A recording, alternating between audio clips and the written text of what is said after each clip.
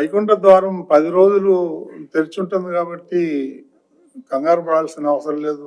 అందరూ 10వ తారీఖు రావాలా, 11 రావాలని అది ఏమైనా ఉంటే కొన్ని మార్చుకోవాలి, భక్తులు కూడా సహకరించాలి అని విజ్ఞప్తి చేస్తున్నాను. సామాన్య భక్తులకు పెద్దపీట వేయాలనేదే దీని ముఖ్య ఉద్దేశం. సిఫార్సు లెటర్స్లు ఇవన్నీ కూడా ఈ 10 రోజులు స్వీకరించే అవకాశం లేదు. కాబట్టి ఏదైనా చిన్న చిన్న పొరపాట్లు జరిగినా కానీ మన అధికారులు ఎప్పటికప్పుడు పరిష్కరిస్తారు. అందరూ సమయంతో ఉండి అందరూ ఈ గోవిందమాల భక్తులకు కూడా మరోసారి విజ్ఞప్తి, దయచేసి మీరు కూడా మిగతా భక్తుల వల్లే తిరుపతిలోని ఈ ఎస్ఎస్డి కౌంటర్లలో దర్శన టికెట్లను ఉంది తిరుమలకు రావాల్సిందిగా మనం చేస్తున్నాం. ఇంకేదైనా ఉంటే మీకేమైనా డౌట్స్ ఇప్పుడు కొత్త వైరస్ వస్తూ ఉంది. సామాన్య భక్తులు కానీ ఎవరైనా కానీ తిరుమలకు వచ్చేటప్పుడు మాస్కులు వేసుకొస్తే బాగుంటుందని చెప్పి సూచిస్తున్నాం. ఆ విధంగా మీరు అన్ని జాగ్రత్తలు తీసుకొని తిరుమలకి రావాల్సిందిగా కోరుతున్నాం. తిరుమలకి రావద్దు, ఎవరో రావద్దు అనే రూమర్ స్ప్రెడ్ చేస్తున్నారు కొంతమంది. అవన్నీ అబద్ధాలు. అది ఎవరు నమ్మద్దండి. తిరుమలకి వచ్చే భక్తుల్ని ఈ ప్రపంచంలో ఎవరు ఆపలేరు, ఆపరు కూడా. కాకపోతే పైకి వస్తే ఇబ్బంది పడుతున్నారు, టోకన్లో ఉన్న వాళ్ళే రావాలి అని ఒక సూచన మాత్రమే చేయటం జరుగుతుంది. ఇందులో ఎలాంటి అపోహలు ఏమీ పెట్టుకోవద్దని చెప్పి కోరుతున్నాం. మీకు ఏదన్నా డౌట్స్ ఉంటే అడిగితే క్లారిఫై చేస్తాం. ఇది మామూలు రోజుల్లో ఉంటుందని మీరు చెప్పింది, కానీ వైకుంఠ ఏకాదశి అనేది ప్రతి వాళ్ళు రావాలని కోరుకుంటున్నారు కాబట్టి ఈ సిస్టమ్ పెట్టారు. ఎప్పటి నుంచో ఉంది ఈ సిస్టమ్, ఈ రోజు కొత్తగా పెట్టింది కాదు. దాదాపు 70% మంది కామన్ భక్తులకి మనం ఎక్కువ ఇచ్చాం. ఈసారి కామన్ భక్తులను బేస్ చేసి మొత్తం మ్యాట్రిక్స్ డిజైన్ చేయడం జరిగింది. దాంట్లో దాదాపు 70% మంది కామన్ భక్తులకి వాళ్ళకే ఎస్ఎస్డి టోకెన్స్ వస్తున్నాయి. సో అందుకని మీరు నంబర్ చూస్తే కామన్ భక్తుల ప్రయారిటీ ఎంత ఉందో దీంట్లో తెలుస్తుంది. సో వాళ్ళకి మనం సజెస్ట్ చేసింది ఏంటంటే, వాళ్ళు వచ్చి ఇక్కడ ప్లానింగ్ లేకుండా వస్తే అందరికి అడ్మినిస్ట్రేషన్కి ఇబ్బంది ఉంటుంది, వాళ్ళకి ఇబ్బంది ఉంటుంది, లేకపోతే ఇక్కడ కాటేజెస్కి కూడా ఇబ్బంది ఉంటుంది. అందుకే మనం సజెస్ట్ చేసింది ఏంటంటే, వాళ్ళు క్యూ లైన్స్లో ఉండి టోకెన్స్ తీసుకొని వస్తే వాళ్ళకి బాగుంటుంది, అడ్మినిస్ట్రేషన్కి బాగుంటుంది. అలానే మనం ఇచ్చే బోల్డ్ అదర్ సౌకర్యాలు, సర్వీసెస్ కూడా పర్ఫెక్ట్గా సర్వ్ చేయొచ్చు. మీకు తెలుసు అల్టిమేట్గా అడ్మినిస్ట్రేటివ్గా ఎన్ని డెసిషన్ తీసుకోవాలి, ఎంతమంది ఇన్వాల్వ్ అయి ఉండాలి అనేది మీ అందరికీ తెలుసు. అడిషనల్గా ఎంతమంది డిప్లాయ్ చేసి, అదేవిధంగా అది ఫ్రైడే కూడా వచ్చింది. ఇంకొక మీరు అర్థం చేసుకోవాల్సిన విషయం ఏంటంటే, అది ఫ్రైడే రోజు దాదాపు 2 గంటలు అదనంగా మనకి అభిషేకానికి వెళ్తుంది. అంటే మీరు చూస్తే ఆ రోజు మనకి దర్శన్ టైం కూడా కొంచెం తక్కువ ఉంటుంది. ఎంత తక్కువ ఉన్నా కానీ మనం మ్యాక్సిమం నెంబర్ని స్ట్రెచ్ చేసి ఎంత అవర్కి ఎంత చేయగలమో అనాలిసిస్ చేసి అసెస్ చేసి ఆ డేటా అనాలిసిస్ చేసి మనం ఫస్ట్ ప్రయారిటీ కామన్ భక్తులను బేస్ చేసి బ్యాక్వర్డ్కి వచ్చి మనం రిస్ట్రిక్ట్ చేస్తున్నాం. విఐపి కానీ, డోనర్స్ కానీ, ఎంప్లాయీస్కి కానీ వాళ్ళందరూ కూడా కొన్ని నంబర్లు ఫిక్స్ చేసాం. నంబర్లు చూస్తే అందరికంటే ఎక్కువ నంబర్ ఉండేది, ఎక్కువ నంబర్ మీరు చెప్పినట్టు 70% ప్రయారిటీ ఇచ్చింది కామన్ భక్తులకి. సో అవన్నీ కూడా శ్రీవాణి ఉంటుంది, అందరికి కూడా ఆన్లైన్లో 15,000 మళ్ళీ ఎస్సిడి ఉంటాయి. ఇవన్నీ కూడా కన్సిడర్ చేస్తే అది నాట్ మన కామన్ భక్తులకి ఎంత ఇంపార్టెన్స్ ఇచ్చామనేది నంబర్ బట్టి తెలుస్తుంది అన్నమాట. అందుకని మనం రిక్వెస్ట్ ప్లానింగ్తో వస్తే అన్ని ప్లాన్ ప్రకారం చేయాల్సిన అవసరం ఉంది.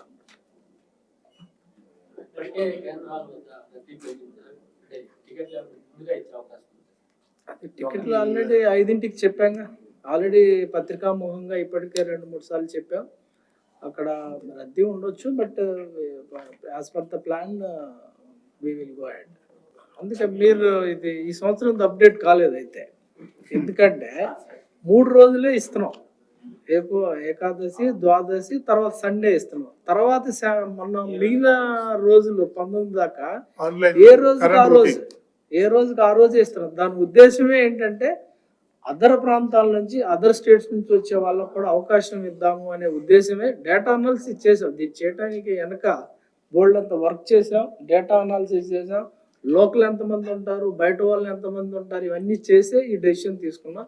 అందరికీ సమానమైన అవకాశాలు ఉంచాలి అనే ఉద్దేశంతో మేము ఈసారి ఫస్ట్ 3 days ఇచ్చి తర్వాత వేరే వాళ్ళకు కూడా అవకాశం వచ్చే విధంగా చేద్దామని చేసాం. తిరుమల ఆల్రెడీ 4 ఉన్నాయి కదా, ఒక లొకేషన్ లో 4 ఉన్నాయి అంతే. మన పాత డేటా చూస్తే అది ఆల్మోస్ట్ ఏం పెద్ద ఇబ్బంది. ఇక్కడ ఉన్న పాపులేషన్ కి ఇక్కడ పెట్టిన కౌంటర్స్ ప్రపోర్షనేట్ చూస్తే పర్ఫెక్ట్ సూట్ అవుతుంది. అవన్నీ చూసాం.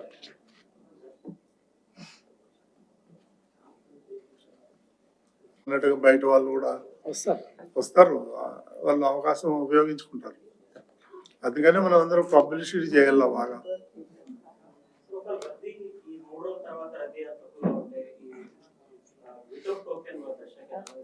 రద్దీ తక్కువ ఉంటుందని మేము అనుకోవట్లేదు. నువ్వు అన్నట్టు టోకెన్స్ రద్దీ లేదంటే వితౌట్ వెయిటింగ్ వితౌట్ టోకెన్ కూడా వాళ్ళు ఏం రారు. వాళ్ళు అక్కడికి వెళ్ళి తీసుకొని వస్తారు కదా, టోకెన్ దొరుకుద్ది కదా. అది 2 కాంట్రడిక్టరీ స్టేట్మెంట్. ఇక్కడ రద్దీ లేనప్పుడు వాళ్ళు ఇక్కడ వచ్చి వెయిట్ చేయరు, అక్కడ హ్యాపీగా టికెట్ తీసుకొని వస్తారు. చిన్న గ్యాప్ అంటే నాకు ప్రాథమికంగా టీటీడీ ఈఓ గారికి, అడిషనల్ ఈఓ గారికి, వీరికి పాలకా మండలికి గ్యాప్ ఉందనేది నేను చెప్తా ఉన్నాను. అది నేను ప్రజలందరిలో ఉంది. ఇది ఎందుకు ఉందనేది గత 2-3 వారాలుగా నేను వింటా ఉన్నాను. This will be corrected. అది ఎందుకుందో నేను ఇలా కూర్చొని మీరు అడిగిన వెంటనే నేను తప్పని చెప్పలేను. కానీ బట్ ఈ రోజున మాకు బాధ్యతలు, మేము డిప్యూటీ సీఎం హోదాలో ఉండి ఇది నా కింద రాకపోయినప్పటికీ క్షమాపణ ఎందుకు చెప్తున్నామంటే వీఆర్ హెడింగ్ ద గవర్నమెంట్. మేము బాధ్యత తీసుకుంటున్నాం. We're not running away, we're not escaping. We will make sure whoever is responsible, stern action will be taken on it.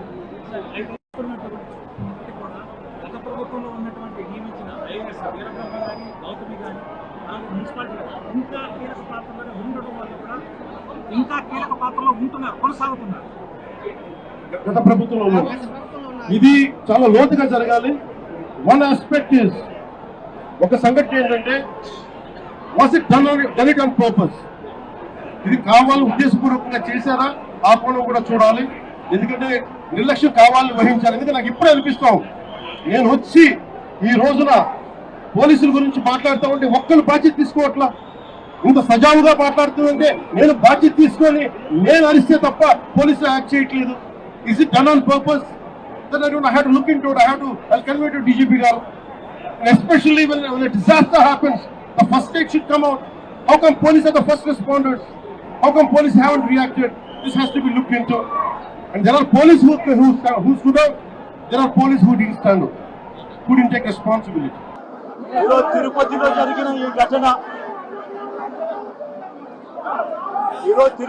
జరిగిన ఈ ఘటన రాష్ట్ర చరిత్రలో ఎప్పుడూ కూడా తిరుపతిలో ఇలా స్టాంపేడ్ అయి, ఇలా తొక్కిసలాటై తిరుపతిలో మనుషులు చనిపోయిన పరిస్థితులు, ఘటన గతంలో ఎప్పుడూ కూడా జరగలేదు. గతంలో ఎప్పుడూ కూడా మనం చూడలేదు.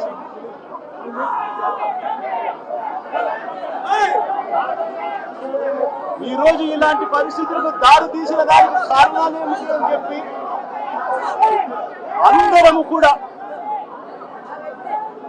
ఆలోచన చేయాల్సిన అవసరం ఉంది. ఎందుకు ఈ ఘటన జరిగింది, ఈ ఘటనకు గల కారణాలు ఏమిటి అని చెప్పి నిజంగా ఆశ్చర్యం కలిగించే విషయాలు బయటకు వస్తాయి. వైకుంఠ ఏకాదశి అని చెప్పి ప్రతి సంవత్సరం మనం జరుపుకుంటాం.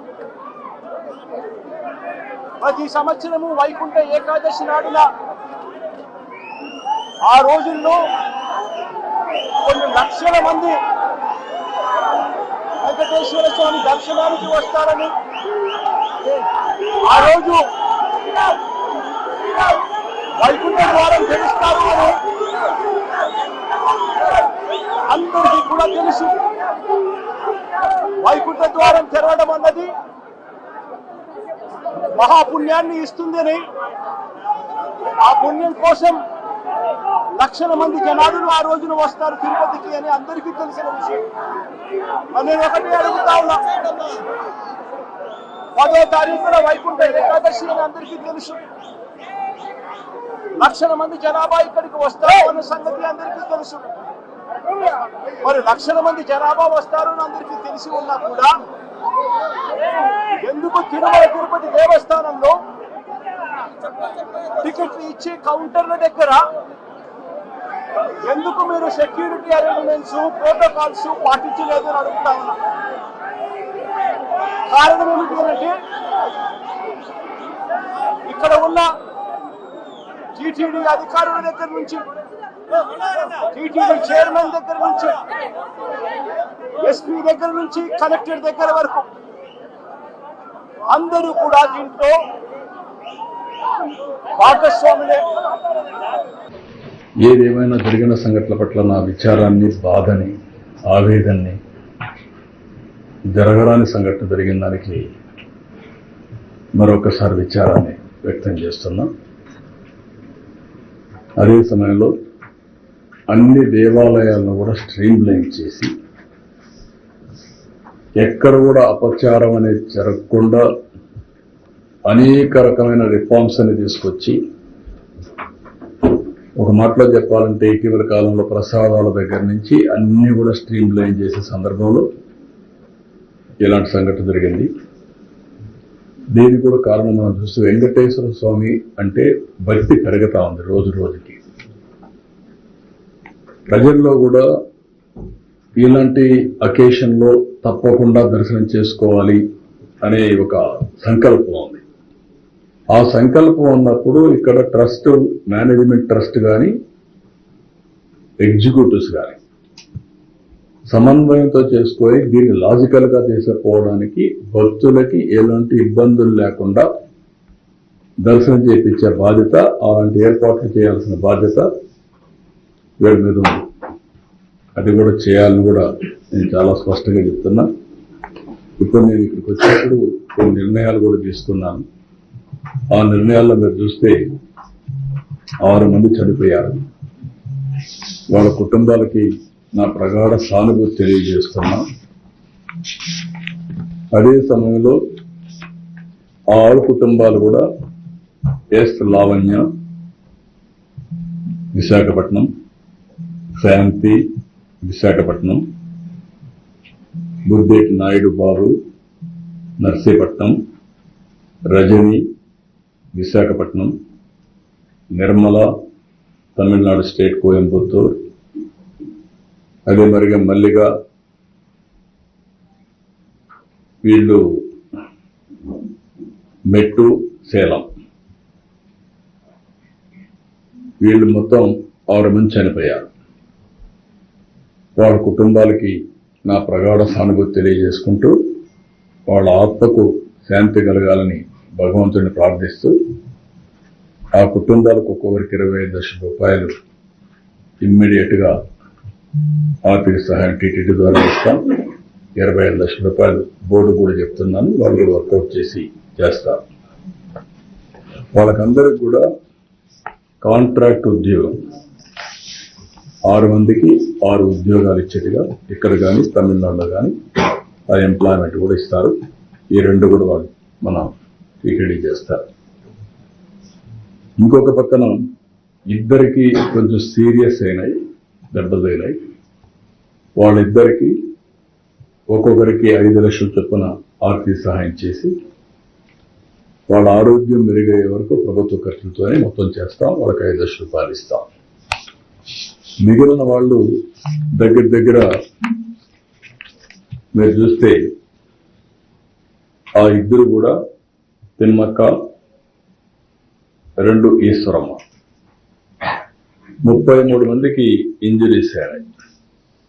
ఆ 33 మందికి ఒక్కొక్కరు 2 లక్షల రూపాయల చొప్పున ఆర్థిక సహాయం చేసి వాళ్ళు వచ్చింది వైకుంఠ ఏకాదశి రోజున దేవుని దర్శనం చేసుకోవాలనుకుంటున్నారు. వాళ్ళ సంకల్పం చూస్తే ఈ రోజు కూడా నడవలేని పరిస్థితుల్లో కొంతమంది బాగా దెబ్బలు తగిలి కొంచెం ఇబ్బందుల్లో ఉన్న ఎట్టి పరిస్థితుల్లో రేపు మేము దర్శనం చేసుకోవాలి అనే సంకల్పం ఉంది. వాళ్ళ సంకల్పాన్ని నెరవేర్చడం కోసం ఆ 33 మందిని ఈ ఇద్దరిని దర్శనానికి ఏర్పాటు చేస్తున్నాం. రేపు ప్రత్యేకంగా వాళ్ళకి దర్శనం ఏర్పాటు చేసి మనమే డబ్బులు ఖర్చు పెట్టి వాళ్ళ ఊర్లో వాళ్ళని చేర్చే బాధ్యత కూడా తీసుకుంటాం. అంతలోపల ఇవన్నీ కూడా ఫార్మాలిటీస్ అన్ని కంప్లీట్ చేస్తాం. ఇంకొక పక్కన ఇలాంటి సంఘటన జరిగినప్పుడు అడ్మినిస్ట్రేషన్ కూడా చాలా అప్రమత్తంగా ఉండాలి. ఇంకా మానిటరింగ్ మెకానిజమ్స్ కూడా పర్ఫెక్ట్ గా ఉండాలి. నాకు అందులో కొన్ని లూప్ హోల్స్ కానీ లీకేజెస్ కానీ కనపడొస్తున్నాయి. అందుకే అక్కడ ఉండే ఆఫీసర్ ఎవరైతే ఉన్నారో డిఎస్పీ రమణ కుమార్ అయితే బాధ్యత లేకుండా పనిచేశారు.